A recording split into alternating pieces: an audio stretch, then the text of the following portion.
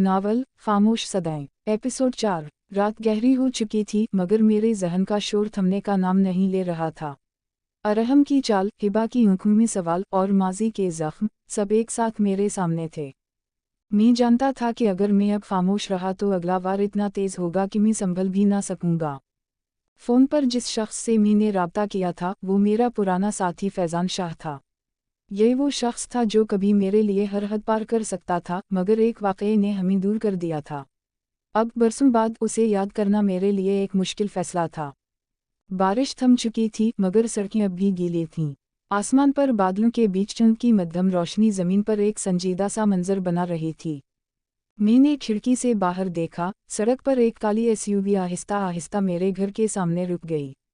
दरवाज़ा खिला और फैज़ान बाहर आया। वो बिल्कुल वैसा ही था जैसा मैंने याद किया था, लंबा कद, संजीदा चेहरा और आंखों में वही तेज़ी। लेकिन इसके चेहरे पर अब एक थकन भी थी, जैसे ज़िंदगी ने कई बार इसका इम्तिहान लिया हो। दरवाज़ा खुलते ही उसने मुझे देखा और मुस्कुराया, मगर ये मुस्कुराहट महज रस्मी थी। हाशर, लंबा वक्त गुजर गया। हाँ फैज़ान, लेकिन वक्त कभी सब कुछ मिटा नहीं सकता, मैंने कहा। हम ड्राइंग रूम में बैठ गए। हिबा दूर से देख रही थी और मैं खामोशी से किचन की तरफ चली गई, शायद हमें अकेला छोड़ना चाहती थीं।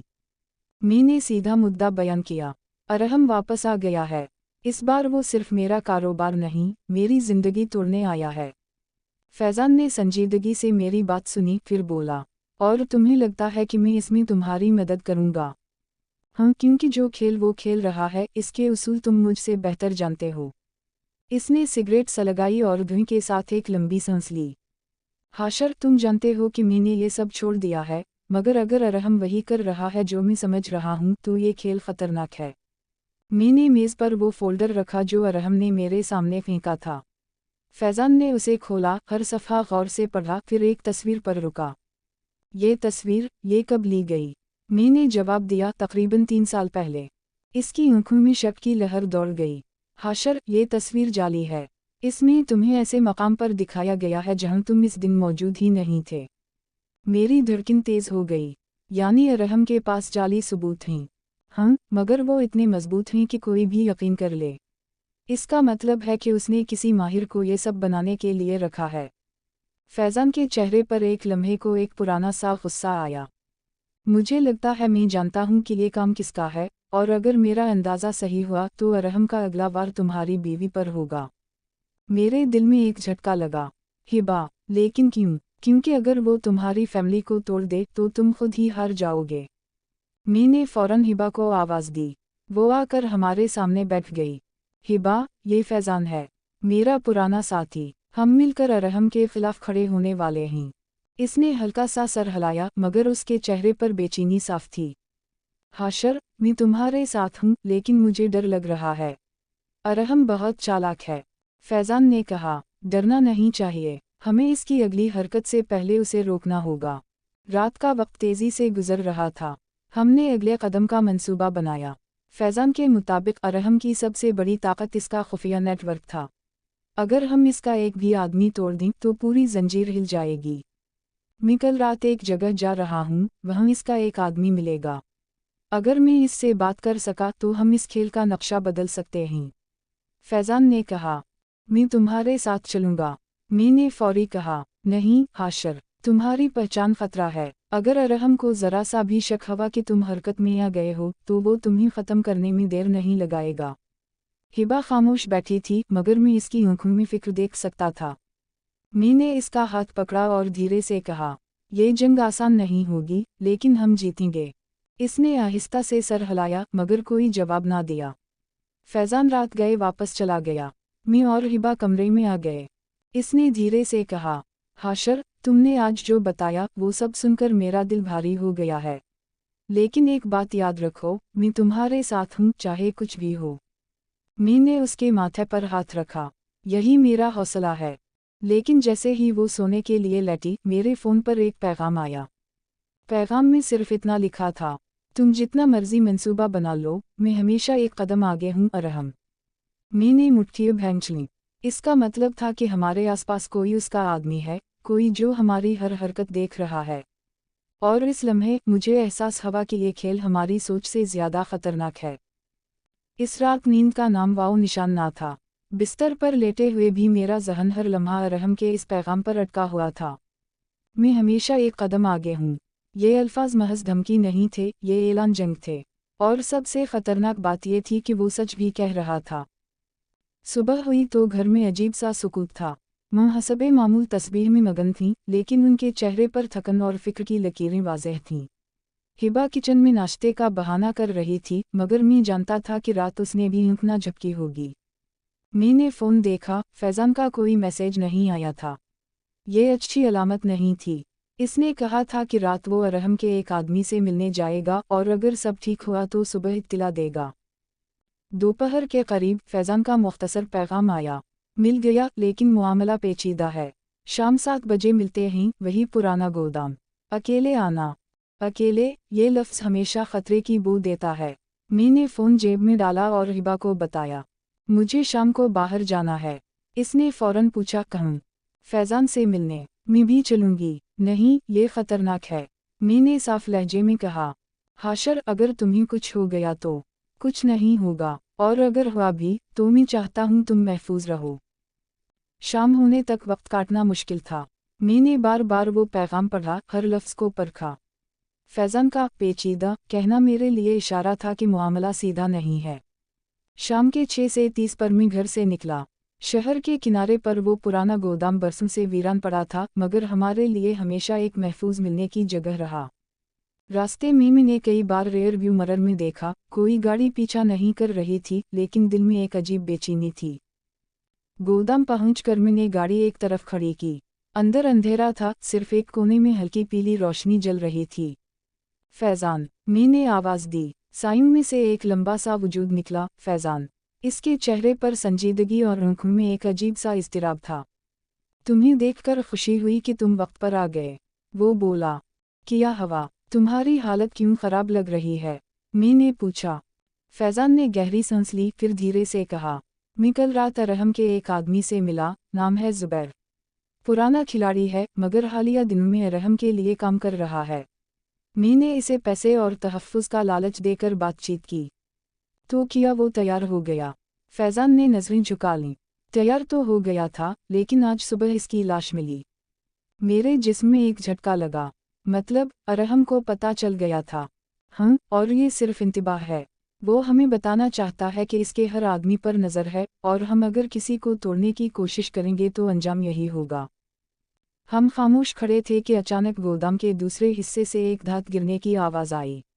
मैंने फ़ौरन मुड़कर देखा, मगर अंधेरे में कुछ वाज़ेह नज़र नहीं आ रहा था। फैज़ान ने इशारा किया और हम दोनों मुहतात कदमों से आगे बढ़े। जैसे ही हम करीब पहुंचे, एक छोटा सा सियाह फ़ोन ज़मीन पर पड़ा दिखाई दिया। रिकॉर्डिंग ऑन थी। मैंने फ़ौरन उसे उठाया। रिकॉर्डिंग में हमारी गुफ्तगू के आखिरी चंद मिनट महफूज हो रहे थे। ये किसने रखा होगा? मैंने सरगोशी की। फैज़ान के चेहरे पर गुस्सा और तशवीश एक साथ उभर आई। इसका मतलब है यहाँ कोई और भी मौजूद है, और शायद हमें देख रहा है। हमने फ़ौरन गोदाम की तलाशी ली, मगर वहाँ कुछ ना मिला। सिर्फ पीछे का एक पुराना दरवाज़ा खिला हुआ था, जो बाहर वीरान गली में जाता था। वो हमें चालाकी से खेल रहा है, हाशर, फैज़ान ने सख्त लहजे में कहा। हम एक कदम आगे बढ़ते हैं और वो 2 कदम आगे निकल जाता है। मैंने फ़ोन जेब में डाला। तो फिर अब हमें इसका खेल बदलना होगा। हम दोनों गोदाम से निकलने ही वाले थे कि फैज़ान के फ़ोन पर एक मैसेज आया। इसने उसे पढ़ते ही मेरी तरफ देखा, चेहरे पर सख्ती आ गई। ये देखो, उसने स्क्रीन मेरी तरफ कर दी। मैसेज में सिर्फ एक तस्वीर थी, हिबा की। वो घर के लॉन में खड़ी थी, शायद किसी से बात कर रही थी। और ये तस्वीर आज शाम की थी। इसका मतलब है, वो तुम्हारे घर तक पहुंच चुका है। फैज़ान की आवाज़ में सख्ती थी। मेरे अंदर एक सर्द लहर दौड़ गई। मैंने बगैर कुछ कहे गाड़ी की तरफ दौड़ लगाई। फैज़ान भी फ़ौरन पीछे आया। अब ये खेल सिर्फ मेरे और अरहम के दरमियान नहीं रहा था, इसने मेरे घर को, मेरी बीवी को इस जंग में घसीट लिया था। और मैं जानता था अगला वार शायद आखिरी हो सकता है। हम दोनों गाड़ी में बैठते ही तेज़ी से घर की तरफ रवाना हुए। फैज़ान ड्राइविंग कर रहा था और इसका पाँव एक लम्हे के लिए भी एक्सीलरेटर से हल्का नहीं हो रहा था। सड़क पर रोशनी कम थी, मगर मेरे जहन का अंधेरा इससे कहीं ज़्यादा गहरा था। हिबा की तस्वीर, वो भी आज शाम की। ये सिर्फ एक तस्वीर नहीं थी, ये एक वाज़ेह पैगाम था, मैं तुम्हारी पनाहगाह तक पहुंच चुका हूँ। रास्ते मीमी ने कई बार फैज़ान से कहा, तेज़ और तेज़। इसने बगैर कुछ कहे रफ्तार और बढ़ा दी। घर के करीब पहुंचते ही मेरा दिल ज़ोर ज़ोर से धड़कने लगा। मेन गेट बंद था, मगर गेट के साथ लगे एक साइड डोर का कंडा टूटा हुआ था। ये अरहम का काम है, मैंने गुस्से से कहा। हम दोनों अंदर दाखिल हुए।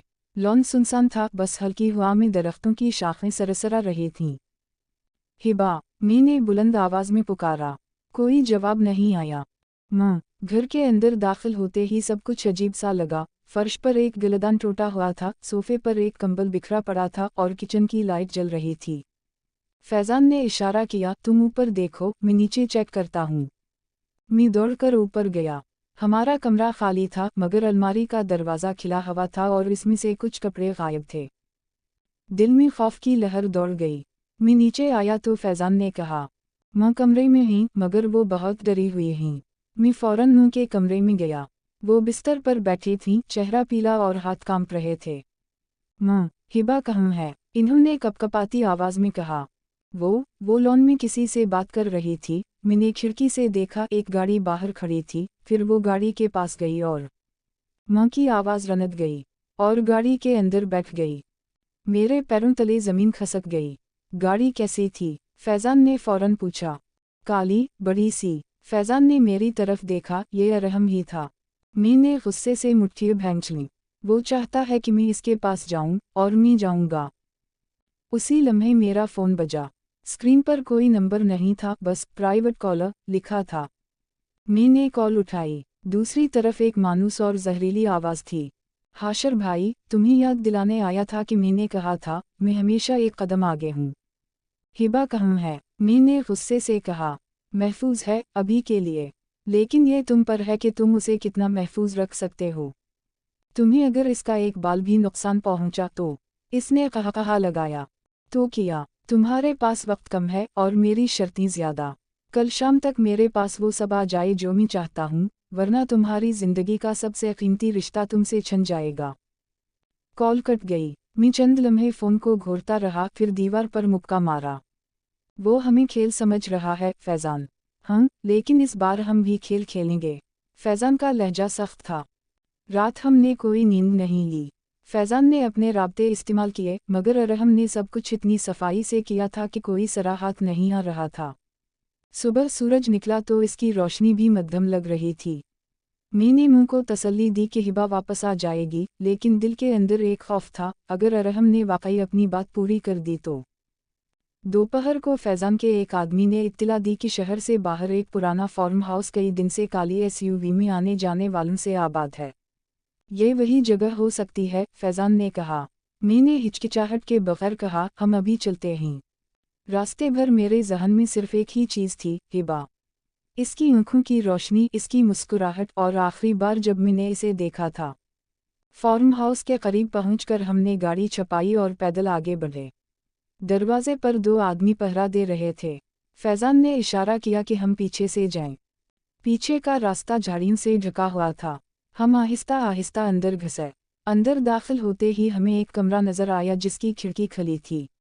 अंदर हिबा कुर्सी पर बैठी थी, हाथ बांधे हुए, मगर चेहरे पर खौफ से ज्यादा गुस्सा था। मैंने फैज़ान को देखा। इसने सर हिलाया। यह वक्त है, हाशर, लेकिन याद रखो, एक गलत कदम सब कुछ बर्बाद कर सकता है। और मैं जानता था, ये सिर्फ हिबा को बचाने का लम्हा नहीं, ये वो पल था जो तय करेगा कि आने वाले एपिसोड्स में मैं शिकारी बनूंगा या शिकार। जारी है।